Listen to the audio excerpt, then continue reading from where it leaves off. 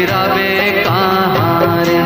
पंछी उड़ाते आगात करते बिरछा माँ बात। धरती माँ आए बिना दाना पानी पावे कहाँ रे। तैं फिरावे कहाँ रे। छैहा भुइयाला छोड़ जवैया तैं फिरावे कहाँ रे।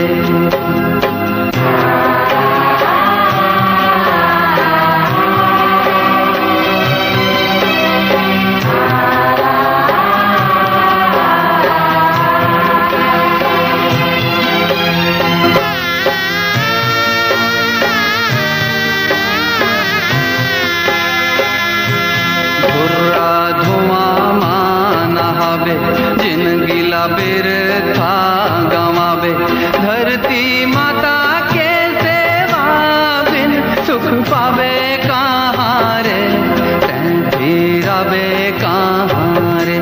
छैहा भुइयाला छोड़ जवैया तैं फिरावे कहाँ रे।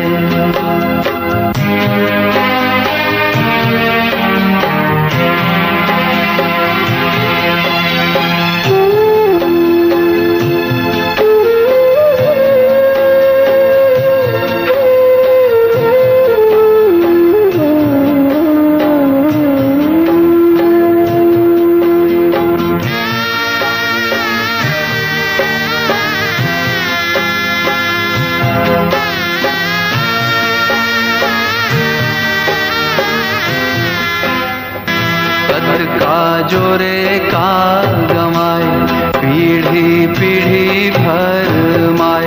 धरती के मान गुण बढ़ैया मुक्ति पावे इहाँ रे। तैं फिरावे इहाँ रे।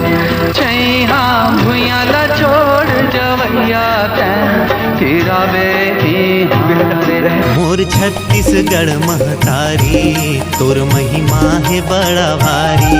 मोर छत्तीसगढ़ महतारी तोर महिमा है बड़ा भारी।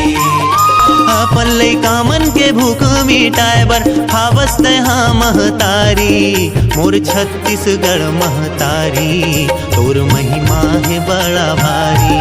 मोर छत्तीसगढ़ महतारी तोर महिमा